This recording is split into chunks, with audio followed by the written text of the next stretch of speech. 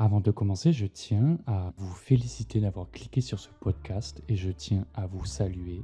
Bienvenue à toutes, bienvenue à tous dans cette émission. Une émission radiophonique qui ne passe pas sur les ondes FM, mais qui passe bien dans vos oreilles. Et vous êtes bien en train d'écouter votre émission favorite qui s'appelle Les Escaliers.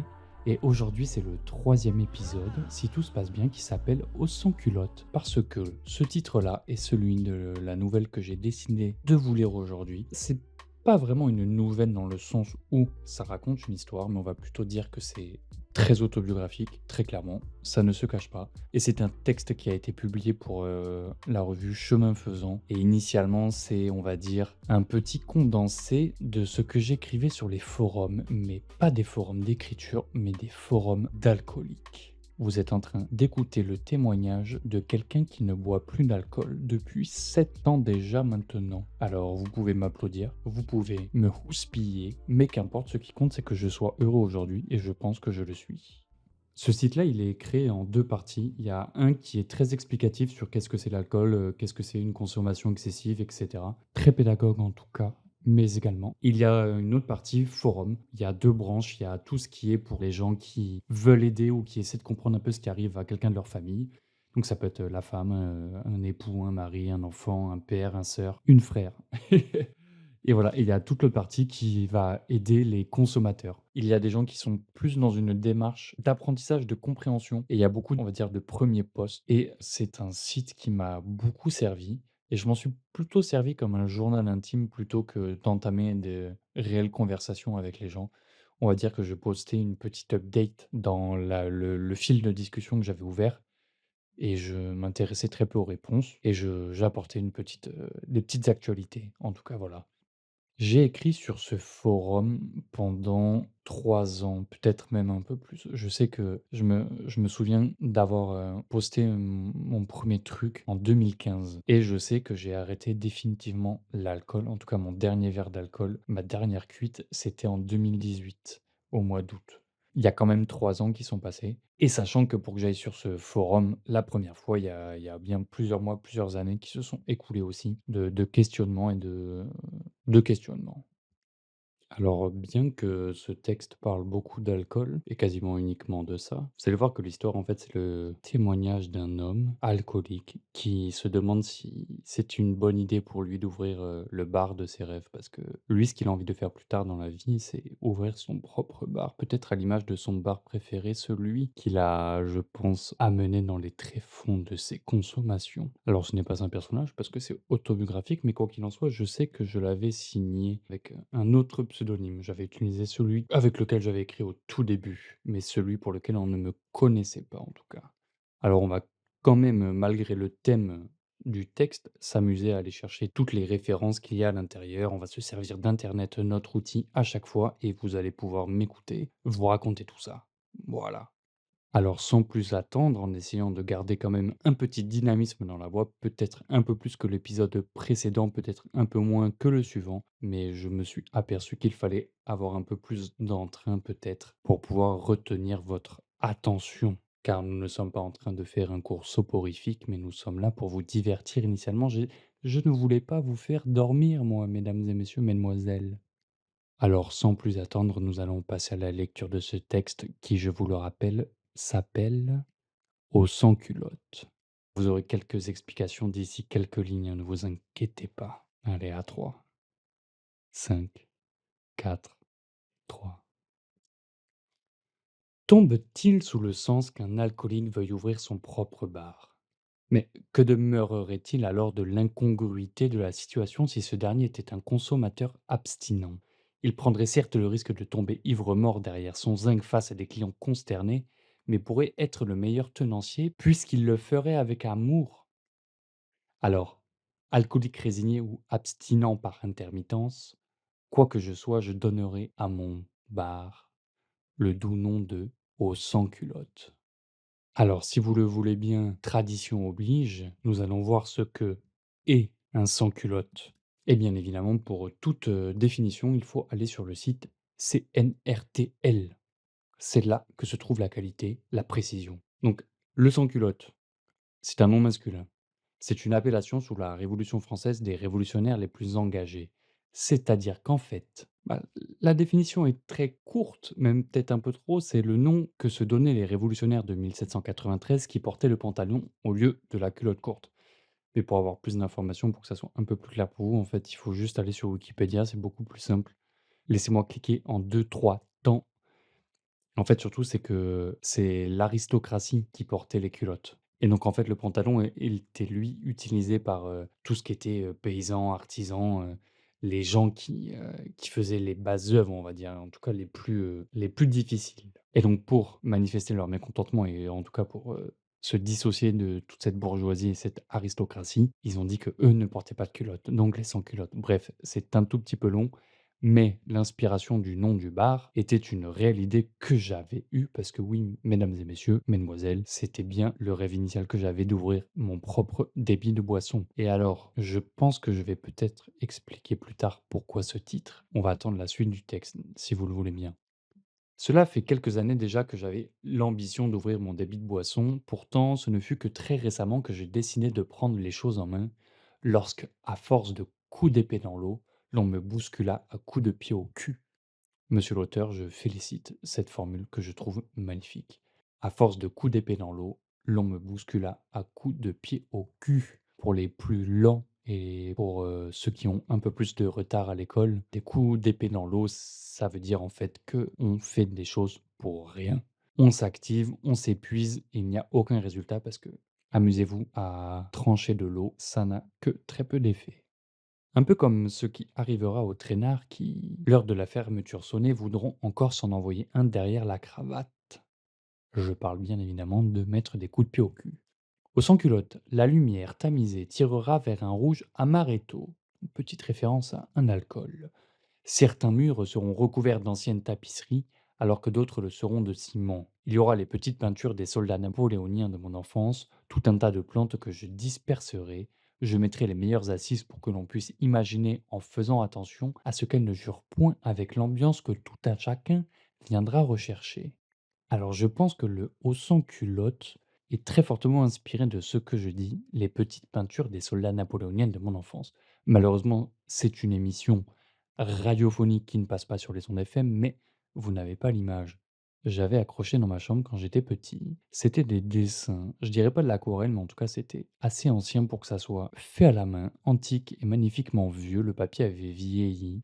Et nous avions des soldats de chacune, des grandes époques, on va dire, de l'homme. Nous avions un chevalier, nous avions un soldat napoléonien, nous avions un cavalier de je ne sais quelle armée, nous avions un soldat de la Première Guerre mondiale, je ne sais plus de quel camp, mais en tout cas, nous avions là représenté dans chacun des cadres, chacun des acteurs très martial et je mettrai ça donc dans mon bar. Mais malheureusement, je crois que ces tableaux n'existent plus, ils ne sont plus en ma possession. Donc si jamais j'ouvre le bar de Haut sans culotte, eh bien ça sera sans ça. J'aurai mes habitués et j'accueillerai les gens de passage. Je m'y sentirai peut-être mieux qu'à la maison.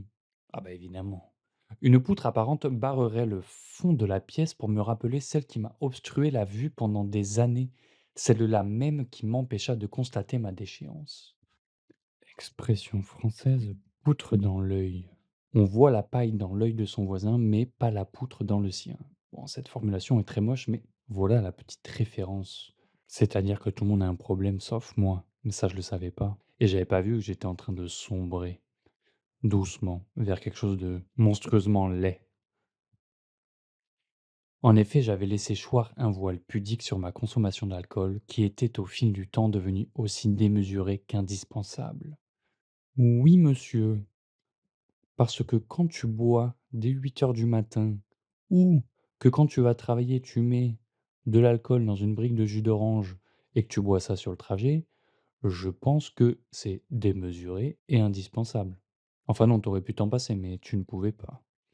C'est très malheureux. Malheureux, malheureux, malheureux. Mais bon, vu que c'est de l'histoire ancienne, je me permets d'avoir un peu de recul. À l'époque où j'avais écrit ces lignes, je peux dire que je pense, je ne rigolais pas autant. Alors, toujours en bon patron alcoolique, l'auteur écrit: «Je fais la promesse de ne pas siphonner les fûts de bière. Il se pourra même que je ne connaisse jamais quel goût auront les bières pression que je proposerai. Si je reste abstinent, jamais comparer mes whiskies, mes rhums et mes gins. Cela ne m'empêchera pas d'en avoir toute une collection pourtant. Leurs bouteilles aux couleurs étincelantes seront là derrière moi, posées sur une étagère, à se faire reluquer par toutes ces têtes saoules qui voyageront à travers leurs scintillements éthyliques. Alors en tout cas, quand j'ai écrit ces lignes, je peux vous dire que j'étais habité d'une passion de cette lumière qui traverse les bouteilles. Je me suis grandement inspiré, c'était un bar, c'était en Espagne, il me semble. Et il y avait mais un millier de bouteilles. Et en fait, ils avaient mis des étagères en verre transparentes. Et en fait, il y avait de la lumière qui passait par-dessous. Enfin, en tout cas, c'était une véritable œuvre d'art, c'était magnifique. Et je peux vous dire que quand on arrête de boire, quand on a l'habitude de boire beaucoup et souvent, surtout souvent, eh bien, on trouve ça très sexy. Une bouteille d'alcool, c'est très sexy. En tout cas, on nous l'a rendu sexy. Puis à l'époque, j'étais vraiment fan du Bombay Saphir. Alors déjà, avant de poursuivre, cette lecture, je précise et ce n'est pas un message, du ministère de la Santé publique, mais s'il vous plaît, buvez avec modération, tout le monde. Et je vous inviterai même à vous en passer. Même si on vous fait croire que c'est bon en goût, eh bien, vous pouvez vous en passer. Si vous avez la possibilité de ne même jamais commencer, vous vous éviterez bien des déboires. Voici comment je me la représente, cette première gorgée qui me secouait de l'intérieur d'un frisson électrique chaud et réconfortant. Alors l'auteur, vous êtes vraiment en manque d'alcool là. Là, vous êtes en sueur et vous êtes en train d'idolâtrer, d'imaginer, de fantasmer même. C'est ça fait froid dans le dos. Elle agit instantanément et m'anesthésie avec lenteur et s'immisçant dans chacune de mes veines, ce doux liquide alcoolisé âpre en bouche, lequel j'ai pourtant mis beaucoup de temps à apprécier, fait tout s'envoler autour de moi à des kilomètres. Mais cette magie enchanteresse était l'arbre qui cachait la forêt. Je vidais toujours mon premier verre dans l'expectative d'en commencer un autre. Le second. Il était à chaque fois meilleur, détonnant, délicieux. Alors j'invitais le suivant à me rejoindre, ainsi de suite. Il y avait à chaque fois cette mélopée dans un coin de ma tête qui, après avoir pris les rênes, pouvait me faire faire n'importe quoi pour une gorgée de plus, et ce, quel que soit le contexte où je buvais cette première gorgée. Alors narrateur, est-ce que vous pouvez expliquer un peu qu'est-ce que vous appelez faire n'importe quoi pour une gorgée de plus? Je suis très curieux, monsieur. S'il vous plaît, je vous prends le micro, allez-y, on vous écoute. D'accord, vous voliez donc les verres des clients et vous buviez dedans. Un verre traîne et vous le chapardez pour le siroter en secret. Félicitations. Et donc ça, c'est les méfaits, commis sur le lieu même, hein. On parle même pas de après. Par exemple, c'est quoi? Faire 5 kilomètres à pied pour aller trouver une épicerie ouverte, quelle que soit l'heure de la nuit? Ou alors est-ce que c'est voler de l'argent pour, par exemple, acheter de l'alcool? Ou avoir un peu d'argent, mais préférer acheter de l'alcool que de manger pendant plusieurs jours? D'accord, donc c'est donc ça une dépendance. Et vous vous en êtes pas rendu compte, monsieur l'auteur. Donc en fait, la gorgée de plus, c'est vraiment quelque chose qui vous tenait à cœur, quoi. Eh bien, figurez-vous, mesdemoiselles, mesdames et messieurs, je me permets de couper le narrateur. Alors oui, la gorgée de plus, c'est vraiment le principe même de l'alcoolisme. C'est de ne pas pouvoir s'arrêter. En tout cas, je ne sais pas s'il y en a plusieurs, je ne suis pas expert dans la matière, mais on ne peut pas s'arrêter. C'est impossible. On est drivé par une force qui nous manipule, qui nous rend fous, mais fous de manière démesurée, on est prêt à faire n'importe quoi. Alors, j'imagine qu'il y en a plein. Ne levez pas la main, s'il vous plaît, mais je sais qu'il y en a plein qui ont des addictions à quelque chose. Et vous n'imaginez pas qu'il y a des choses auxquelles on peut être addict. Alors, je vais vous citer les réseaux sociaux, mais vous savez qu'il y a aussi la branlette, la masturbation, le sexe, les jeux d'argent, les jeux tout court, les jeux vidéo, le fait de scroller à l'infini sur son téléphone, le fait d'être accro aux notifications, d'être accro même aux compliments, d'être accro aux histoires, être accro au podcast, au sport, d'être accro à la course à pied. On peut être accro à plein de choses, au sucre, au café, on peut être accro au thé, on peut être accro au gras, on peut être accro à sa femme ou à son homme, on peut être accro à beaucoup de choses, accro à la mode. On peut dépenser de l'argent dans n'importe quoi, mais tout ça seul. Un psychologue et un psychiatre pourront vous aider à savoir pourquoi. Lorsque j'obtins pour la première fois mon indépendance, je n'avais pas rattrapé le temps perdu à jouer à la console, mais j'avais pris soin de remplir mon réfrigérateur de bouteilles de bière que je descendais une à une et creusais ainsi le sillon de ma dépendance. Je me permets d'interrompre ça, c'est bien évidemment quand on commence à boire après les cours tout seul des bières parce que les copains, bah, ils ont pas envie de venir, et bah, les copains ils sont pas là, mais il y a aucune raison de boire des bières. Et bah si, ça s'appelle la dépendance, mon ami. Alors c'est vrai que je m'écarte un peu du texte pour vous raconter tout ça, mais on va quand même essayer d'analyser là quelque chose. Je disais que le narrateur avait l'air d'idolâtrer cette première gorgée, mais est-ce que mes buveurs d'alcool sont là? On est d'accord que la toute première gorgée, elle est bizarre, hein, on est d'accord. Et ce qui est fou, c'est que pendant très longtemps, je me suis dit qu'il fallait que je boive du vin pour être un grand, être un adulte, comme les parents. Mais je trouvais ça vraiment infâme, c'est vraiment pas bon. Le goût de l'alcool, je me suis forcé à l'aimer. Au début, je ne buvais pas pour le goût, je buvais pour les effets. Parce qu'on n'en discutera pas ici, mais les effets étaient vraiment ceux qui étaient recherchés. On n'est pas là pour déguster. Alors tous ceux qui vous diront qu'ils dégustent, qu'ils aiment le goût, moi je les crois. Mais attention, comme c'était écrit plus haut, c'est l'arbre qui masque la forêt. D'accord, c'est l'arbre qui masque la forêt. Faites attention. Je m'y précipitai comme l'esclave qui se cachait dans les ravines pour fuir les coups de fouet qui le ramèneraient au silence. Alors là, je paraphrase et je cite une chanteuse, rappeuse, poète, Kazé, Casey. Je vais me permettre de faire la recherche. Créature ratée de Kazé. Et chacun de ces textes pourrait être étudié pendant des heures tellement sa plume est hardcore, incisive. Hyper cru et surtout, c'est vraiment de la poésie, des allitérations, des consonances, enfin tout le truc que vous pouvez retrouver dans la poésie, mais elle te le détruit, elle te le retourne dans tous les sens et surtout, c'est qu'elle a vraiment créé son propre style et je pense qu'elle a vraiment créé un style à part entière, quoi. Vous avez vu comment je suis enthousiasmé, d'en parler? Non, non, cette fille est vraiment une génie, quoi et surtout, c'est qu'elle a eu plusieurs groupes. Elle était avec Zone Libre, donc elle a fait du rock, avec Asocial Club, donc elle a eu En Falche. Là, elle a eu, avec Ozgang encore un truc un peu plus, rock, mais moins rock punk. Zolim, c'était vraiment du rock punk. Avec Ozgang, c'était vraiment encore autre chose. Et là, en ce moment, elle est sur un truc, je vous avoue, j'ai pas trop suivi parce que je suis sur plusieurs fronts à la fois. J'ai pas trop le temps d'aller écouter ça, mais elle est avec Expecta, il me semble que c'est un truc qui est très, entier. Elle retourne vraiment aux racines et je crois que c'est plus de la poésie que du rap, à part entière, quoi.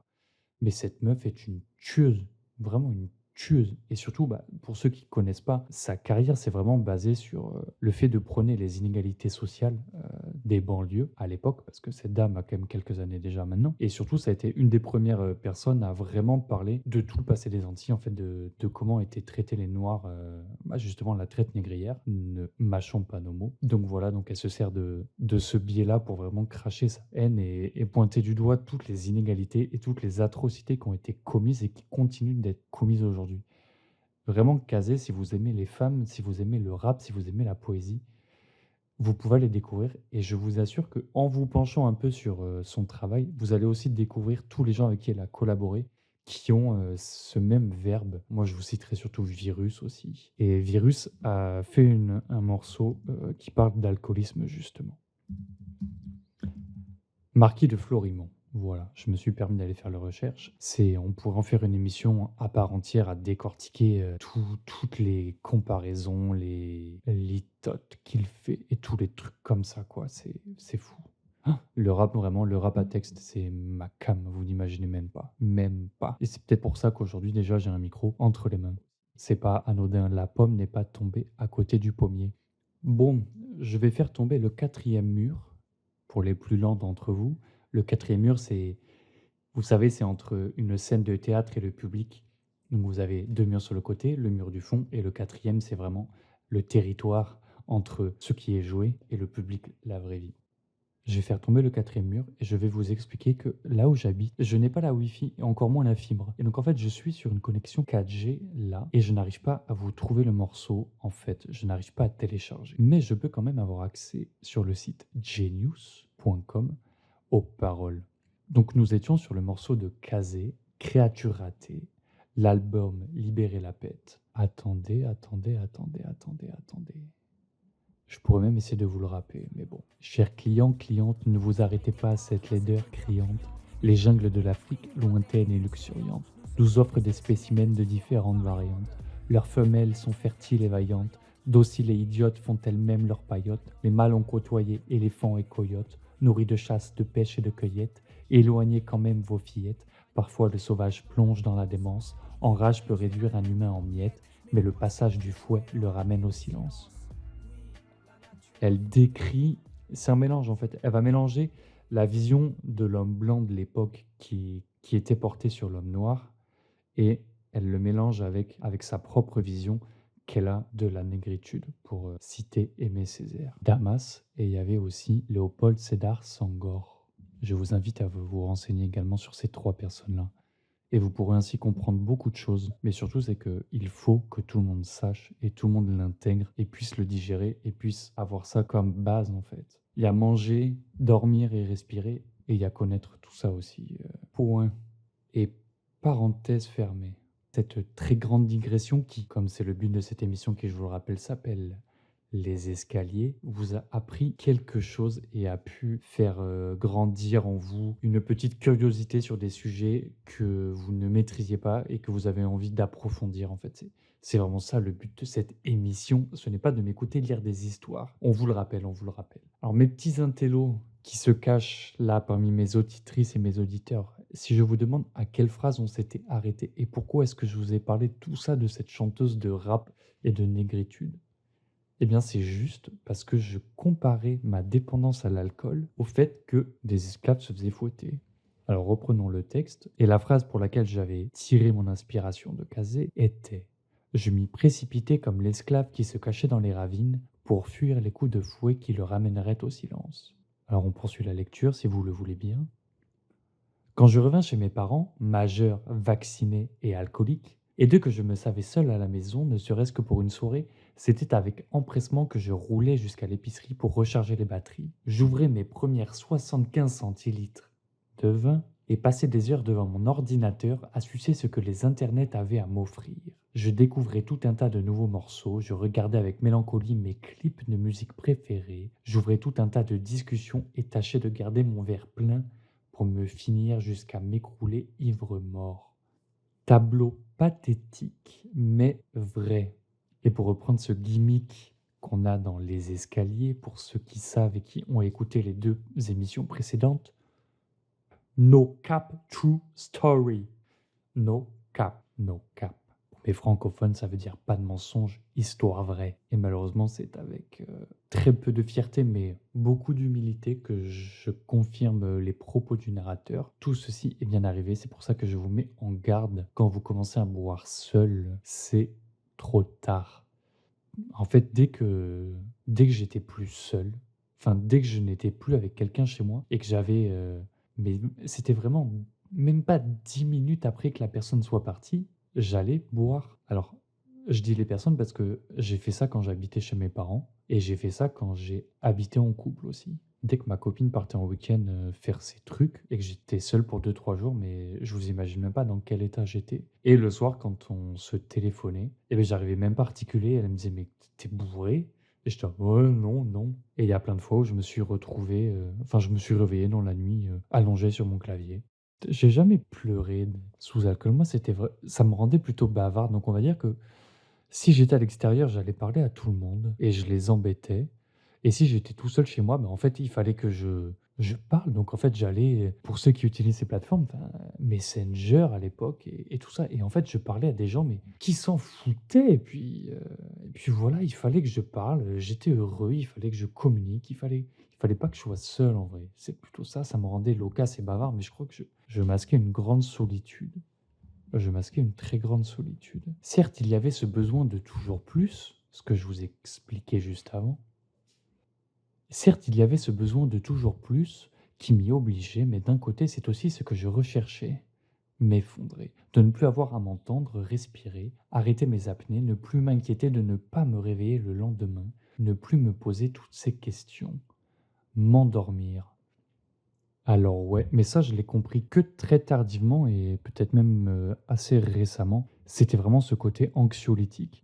Anxiolytique, c'est le truc qui vous calme, vous voyez ce que je veux dire? Un anxiolytique, c'est ça, ça vous, ça vous supprime et ça vous diminue un peu ce flux de pensées, ce flot de questions et il s'avère peut-être que certains s'identifieront à moi, peut-être pas tout le monde, mais je fais partie de ces gens et je sais qu'on est plusieurs et enfin, au-delà de savoir qu'on était plusieurs, c'est que j'ai compris qu'il y avait que moi de mon entourage et c'était ça, c'est mon cerveau turbine en permanence. Il tourne, il tourne, il tourne. Il se pose des questions, il fait du bruit. Et le contenu de toutes ces pensées, c'est pas forcément de l'angoisse, c'est que c'était débile et c'était juste là pour me parasiter. Et en fait, moi, ce que je voulais, c'était vraiment me buter la tête et dormir.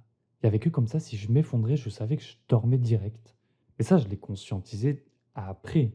Voilà, il y a l'alcoolisme, la dépendance, les choses comme ça, les traumas, les trucs, mais il y a vraiment ce j'ai compris ça, c'est vraiment m'écrouler de sommeil et c'est ça que je pense que je recherchais le plus. Après, on peut toujours aller plus loin, pourquoi? Mais ça, c'est une thérapie, ça, c'est autre chose, c'est peut-être, une autre émission, peut-être même, au-delà d'un autre thème, mais carrément un tout autre podcast, entier. Des milliers d'épisodes à ce sujet, des milliers. Alors, on va reprendre un peu la lecture et surtout, on va reprendre, fil rouge et la trame principale de ce témoignage, de ce que nous dit le narrateur, c'est ouvrir son propre bar, d'accord? Donc, il dit: «Évidemment que je ferai, voilà, l'happy hour. J'aurai une petite machine à café pour recharger les moins vaillants. Ce sera étrange de servir toutes ces mêmes têtes qui prendront l'habitude de venir se biturer chez moi. Elles viendront fêter leurs bonnes nouvelles, trouver l'amour et à coup sûr, pour certains, se réfugier chez moi. Je serai à la fois un marchand de bonheur et un marchand de mort.» Alors on s'amuse, à dire que les marchands d'armes sont des marchands de mort, voilà, mais je pense que, les bars sont des marchands de mort aussi. Parce qu'en France, c'est tabouisé de dire que l'alcool est très dangereux pour la santé et surtout crée des dépendances et ont une comorbidité énorme dans la vie des gens. Mais tout ce retentissement-là, on l'occulte et on l'oublie et non, un bar n'est pas un marchand de mort. Un bar est un lieu de vie, un lieu où on se réunit, où on passe de bons moments, voilà, on fête les choses et non, on ne sert pas des alcooliques, nous sommes là pour vendre des bons moments. C'est ça, encore une fois, l'arbre qui cache la forêt.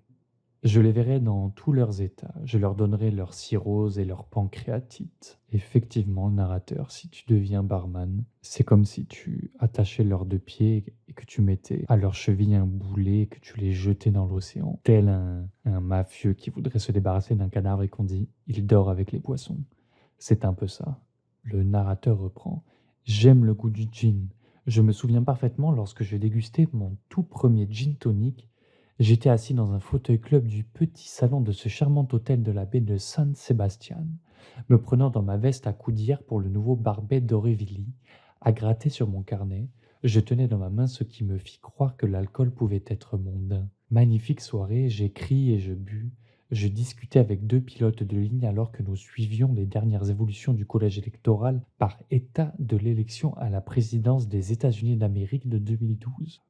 Depuis ce jour, du Beefeater, donc c'est une marque de gin, ramené par mon ami Armin au Bombay Saphir que je buvais le soir en cachette, je venais de trouver un sein, S-E-I-N, que je m'entêtais à téter pour m'enivrer. Boire devint alors une obsession. Et voilà, donc c'est exactement ça. C'est écrit noir sur blanc. Vous, c'est écrit en fa, sol dièse. Mais c'est exactement ça le problème, c'est l'alcool mondain. Et c'est ça, en France, le truc malsain. C'est que moi, je commençais à être un peu grand, j'avais un peu d'argent, donc j'allais dans des endroits et je commençais à faire mes études et je commençais à écrire. Et je pensais que j'étais un intellectuel et l'alcool était juste là pour... comme le sel est un exhausteur de goût, eh bien moi, en fait, l'alcool était un exhausteur de style, vraiment. Et donc là, moi, je suis dans le bar de l'hôtel où j'étais. Et c'est vrai que je rencontre 2 pilotes de ligne, mais comment ne pas refuser des verres et comment ne pas croire que c'est grâce à l'alcool que je fais ces rencontres-là. C'est tout à fait normal, en fait. C'est pas un piège, mais c'est le jeu, c'est logique. Et donc, quand je dis que je bois en cachette, c'est vrai que mes parents m'avaient acheté on va dire du bon gin. En tout cas, par rapport à nos revenus, c'était du très bon gin. Et j'avais ça dans mon placard parce que bah, j'étais majeur et je m'étais fait mon petit bar à moi dans mon placard à vêtements. Mais voilà, c'était juste parce que c'était on va dire, des bonnes bouteilles et je les gardais pour les grands moments parce que je suis français. Et bah, sauf qu'en fait, moi, bah, le soir et même les soirs d'école, je prenais quelques gorgées. Ou quand je me souviens, mon père m'énervait énormément, que j'étais en colère, je me souviens que j'allais dans mon placard et que je buvais une gorgée, direct, pour m'apaiser et continuer le fil de la journée. C'est fou, mais quand j'y pense, mais et je me souvenais pas de ce souvenir à part là, maintenant, tout de suite. Je viens de me souvenir de ça, c'est triste, vraiment triste. Alors, admettons qu'il y avait plusieurs parties dans ce texte. On va supposer que la première, c'était un peu l'introduction, je vous parle un peu du bar, du projet. La deuxième partie, ça serait, la manière dont je buvais et comment je me voyais, admettons. Et là, ça serait une troisième partie où on va vraiment, rentrer dans le sombre de la chose, des conséquences vraiment. Et malheureusement, c'est avec autant de froideur et de cru que nous allons rentrer dans le vif du sujet. Et malheureusement, j'espère que personne ne va s'identifier à toutes ces lignes et encore moins quelqu'un de jeune. Et lorsque je sortais, je buvais. Et lorsque je buvais, alors je m'interromps, la phrase d'après, je vais devoir la reformuler, je pense, parce que la manière dont elle est écrite, on ne la comprend pas. Vu de l'extérieur, ce moment que j'intitulais Où ma lumière s'éteint, en gros, ce que veut dire le narrateur là, c'est qu'il y a un moment dans la soirée où, à force de trop boire, il y avait toujours une bascule entre le trop tard, et c'est vraiment ce qu'on appelle communément le verre de trop. Mais sauf que là, c'est vraiment une sensation personnelle de l'intérieur et qui se reproduisait tellement de fois que j'ai vraiment pu l'analyser et je connaissais ce point de bascule, mais malheureusement, ce point de bascule arrive à chaque fois, mais sans que je puisse décider quand et surtout sans l'en empêcher. Et c'était vraiment le truc récurrent. Et voilà, donc ça termine en blackout, mais juste avant, il y a ce moment et je dis que ça se voit de l'extérieur, mais de l'intérieur, je peux rien y faire. Et dans le texte, c'est écrit où ma lumière s'éteint. Bah, c'est-à-dire que le magasinier, le boutiquier, le marchand de légumes ferme le rideau et jette la clé. Et surtout, c'est le point de non-retour. Dès que ce où ma lumière s'éteint arrive, c'est déjà trop tard. Les difficultés d'articuler sont là, on appelle ça de la dysarthrie, les troubles de la marche, l'état d'ébriété. Et le narrateur continue comme ça. Je devenais un gamin attardé qui ne comprenait rien, devenu méprisable et méprisant, un véritable boulet à éjecter, mais qui continuait à boire. Et moi, je me téléportais gentiment au lendemain matin. Dommage, je m'amusais bien. Et que le spectacle démarre. Faites que je ne sois pas plus pitoyable que la veille. J'étais adepte des trous noirs, devenu si banal sur la fin que je ne m'en souciais plus. Et d'ailleurs, selon moi, si je me souvenais de ma soirée, c'est que je ne devais pas être si bourré que ça. C'est un peu ça. Je ne pourrais vous énumérer le nombre de soirées qui, pour moi, se sont terminées à 22h, 23h, peut-être minuit. Alors que dans la vraie vie, les gens ont fait la fête jusqu'à 4h, 5h du matin. Et alors que eux se réveillaient à 14h, bah, moi j'émergeais à 6h du matin. Toujours le premier, toujours complètement arraché. Et c'était malheureusement devenu beaucoup trop banal, mais vu que c'était une habitude, j'avais pas conscience que c'était possible de faire autrement. On va pas s'étendre plus sur le sujet parce que je pense que tout le monde a très bien compris. Il n'y a pas besoin d'imager davantage tout ce qui a été écrit et lu. Et puis de toute façon, depuis tout à l'heure, c'est vrai que ça brasse des émotions et ça ne me plaît pas trop de me remémorer ces souvenirs, en tout cas d'en parler à voix haute comme ça. Alors sans transition, on va passer à la suite. Au sans-culotte, j'aurai mon abdé, ceinture noire de karaté qui, non avec sans quelques flirts maladroits avec la jante féminine, il désamorcera toutes les situations nuisibles à la bonne ambiance du bar. Une petite dédicace apparemment à Abdé. Abdé, c'était le videur de ce bar que je chérissais tant à l'époque où j'ai écrit ce texte, où j'étais vraiment devenu un habitué, un très très bon bar dont je tairais le nom.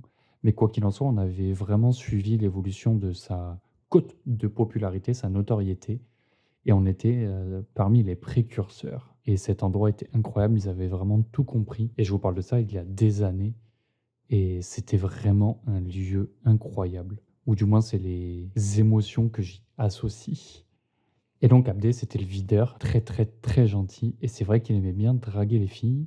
Et je raconte cette anecdote parce qu'il aimait bien draguer ma copine de l'époque quand j'allais au bar avec elle. Et Abdé, en tout cas, il fallait pas déconner avec lui. Malgré son cœur sur la main, il pouvait bien t'éjecter du bar si tu commençais à foutre un peu la merde.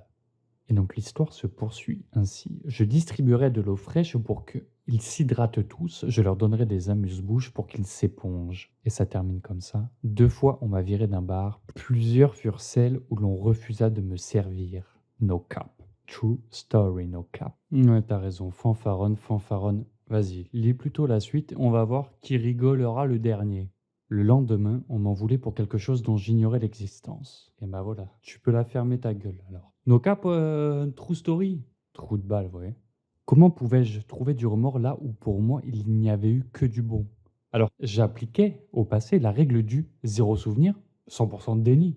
L'erreur fut bien celle-ci. Et oui, le déni. Ce petit joker, ce petit Pokémon dans sa Pokéball qu'on jette et qui explose comme ça pour venir nous défendre et nous protéger de nos propres erreurs. Attaque déni. Exactement. J'appliquais la règle du zéro souvenir, 100% de déni. Et l'erreur était bien celle-ci. Et l'erreur fut aussi celle de ce conseil qu'on m'a donné une fois, mais je vous assure, c'est quelqu'un de très très proche. Je tairais son lien d'affiliation avec moi, mais il m'avait dit, lui-même avait un problème avec l'alcool, et il m'avait dit, tu sais, il ne faut jamais regretter ce que tu fais la veille quand tu es bourré, parce que si tu l'as fait, c'est que tu devais le faire, il n'y a pas à avoir honte. Et voilà, et il a mis ça dans ma tête, alors que moi-même j'essayais de me battre contre mes propres démons et essayer de changer mon comportement. Il m'a fait croire que c'était normal cet abruti-là, mais quelle âne. Ah là là, je vous jure. Donner des conseils aux gens, c'est bien, mais il faut vraiment que les conseils soient de qualité. Et surtout, mais quelle bêtise de croire que c'est vrai ce que la personne en face te dit, quoi. Des années gâchées, des mois perdus, quoi. Bon, si c'était à refaire, peut-être que je referais tout, parce que voilà, la personne extraordinaire que je suis aujourd'hui ne l'est que grâce à toutes ces expériences. Mais fuck that shit. Je ne savais pas me contrôler, alors j'oubliais. J'oubliais que j'avais bu, alors je buvais. J'oubliais toutes ces fois où j'aurais dû m'arrêter. Pourtant, pas si lointaine était l'époque où, à bicyclette, je rentrais ivre-mort dans la plus irresponsable des conduites, chutant dangereusement. Et pour l'anecdote, la première fois où mon ostéopathe m'a rencontré, elle m'a confié n'avoir jamais rencontré de squelette si disloqué que le mien. Et mes 10 doigts ne suffiraient pas à compter les nuits passées à errer dans le froid de ma ville, à tituber jusqu'à l'aube, jusque dans l'espoir opaque de ramener ma carcasse saoule à la maison.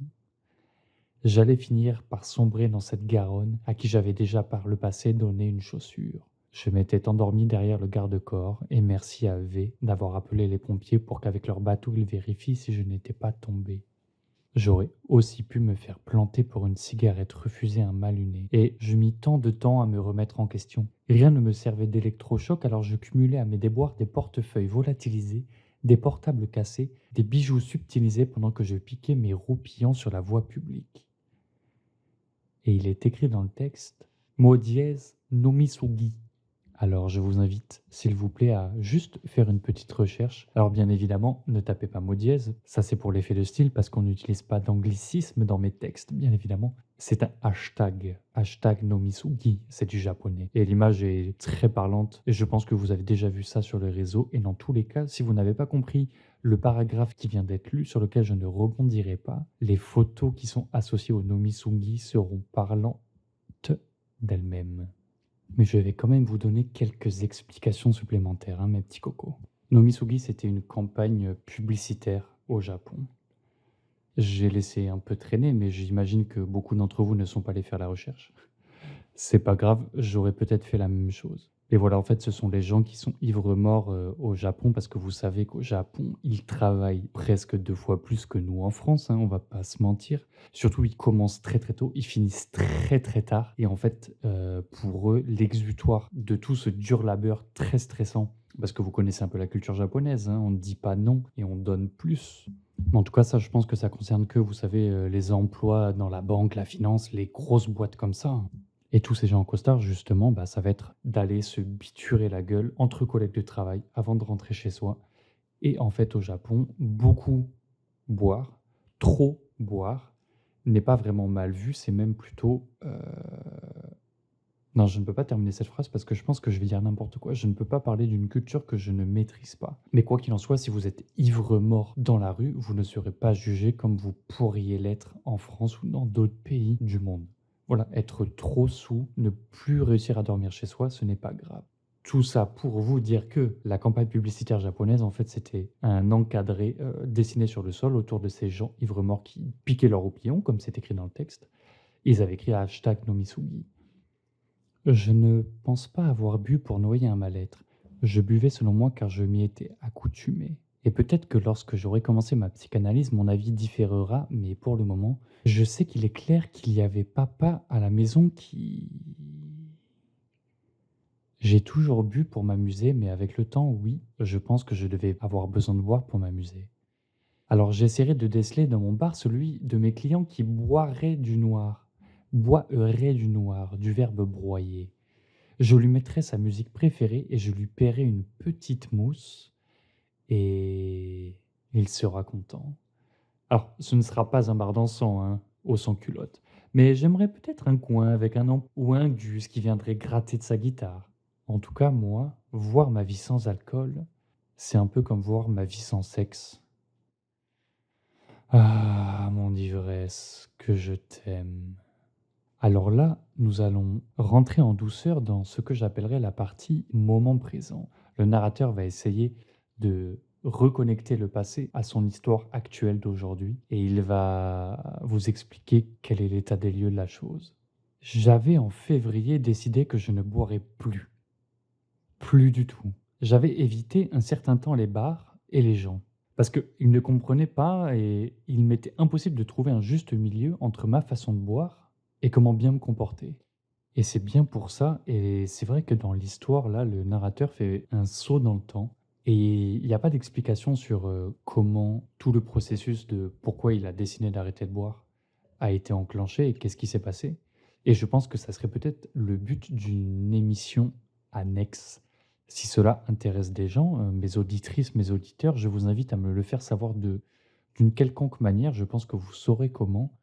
Mais si vous êtes intéressé pour un témoignage un peu plus poussé sur des points clés qui vous intéressent, je me porterai volontiers à l'exercice. Tentez que j'ai des choses à dire. Et là, quelque chose a l'air de tarauder notre narrateur. Plongeons-nous dans l'histoire. J'errais avec nostalgie dans les rayons de mon supermarché pour reluquer les courbes sensuelles de ces bouteilles qui me faisaient de l'œil. Toutes ces robes qui, avec la lumière crue des néons, brillaient de mille feux. Je voyais une déclinaison de rouge, de prune, de jaune et d'ambre. J'imaginais chacune de leurs saveurs sur ma langue, dans ma gorge. J'étais comme un artiste qui, sur sa palette, choisissait ce avec quoi il coucherait son inspiration sur la toile. Alors là, je crois une des phrases que j'ai le plus aimées de toutes les phrases que j'ai écrites, de tous mes textes, ça a été de très loin et sur très longtemps celle-ci. Pour tous les gens qui ont une mémoire à court terme, une mémoire de travail défaillante, je vais vous la répéter et peut-être que vous arriverez à vous en souvenir. J'étais un artiste qui, sur sa palette, choisissait ce avec quoi il coucherait son inspiration sur la toile. Alors en 2025, moi je peux dire que des jolies phrases, j'en ai écrit plusieurs et qui sont bien meilleures que celle-ci, on va pas se mentir. Celle-ci est pas mal, mais il y en a d'autres qui ont quand même un petit cachet, un petit je ne sais quoi en plus. Mais voilà, en tout cas, on voit que le narrateur est en train de fantasmer sur boire. Il est en train d'imaginer qu'est-ce que ça ferait s'il buvait. Il est en train d'avoir une érection. Le mec est en train de bander en regardant des bouteilles d'alcool et il peut même pas les toucher, il ne peut même pas les goûter. Et ce qui fait que j'ai écrit ces lignes-là, que j'ai écrit cette phrase dans mon texte, quand je faisais les courses avec ma copine à l'époque, que j'aimais bien m'arrêter au rayon alcool comme j'avais l'habitude de le faire. Et j'aimais regarder les bouteilles de gin et j'imaginais. Et rien que le fait d'imaginer ce que ça me ferait, de me souvenir, ça a contenté ce besoin de boire. Le fait d'imaginer me procurait la sensation d'ivresse presque. Et c'est même pas extrapoler ce que je dis, c'est vrai. C'est vrai de vrai. True story. No cap. No cap. Alors, sans transition et surtout sans que vous en rendiez compte, sauf si vous avez la timeline sous les yeux, ce petit curseur qui vous indique qu'on touche à la fin, je pense qu'on va s'arrêter là dans la lecture du texte. Il doit rester une petite page, voilà à peine, mais je pense que vous en avez assez entendu pour aujourd'hui. Vous avez eu assez de ma voix, assez de mes digressions et de tout ce blabla que je vous fais. Alors, même si c'est le but toujours de cette émission de m'entendre parler, que je vous raconte ma vie, et que je vous raconte mes expériences, on est d'accord. J'ai quand même envie que ça soit digeste et je ne sais pas encore trop si 40 minutes c'est une bonne chose ou pas. Mais je pense que si j'ai envie de terminer la fin du texte comme j'ai envie, ça pourrait faire trop long. Pour vous ou pour moi, je ne sais pas, mais on va essayer de faire ça en 2 parties et peut-être que je digresserai encore plus dans la deuxième partie. Si vous êtes de ceux qui sont encore là à écouter ceci, déjà félicitations à vous, vous avez tenu le cap, vous êtes très courageux, vous êtes très curieux. J'espère vous avoir appris au moins une ou deux choses, quelques petits trucs que peut-être vous ignoriez. Et la deuxième chose, si vous êtes toujours là, je tiens à vous présenter mes plus grands remerciements. Non pas que ça me fasse chaud au cœur, mais je pense que c'est une bonne chose de laisser en tout cas sa chance à cette émission, qui, je vous le rappelle, n'est pas une émission littéraire, mais un prétexte pour vous divertir tout en vous apprenant des trucs. Et cette émission s'appelle Les Escaliers. C'est une émission radiophonique qui ne passe pas sur les ondes FM. Ne vous inquiétez pas si vous m'avez trouvé un tout petit peu fou, sachez que des professionnels de la santé sont là. Nous sommes en sécurité, tout est sous contrôle. Et moi je vous retrouverai pour la deuxième partie de ce texte qui s'appelle Aux sans-culottes. D'ici là, portez-vous bien, je vous embrasse et je raccroche à 3. 1, 2, 3. Des bisous.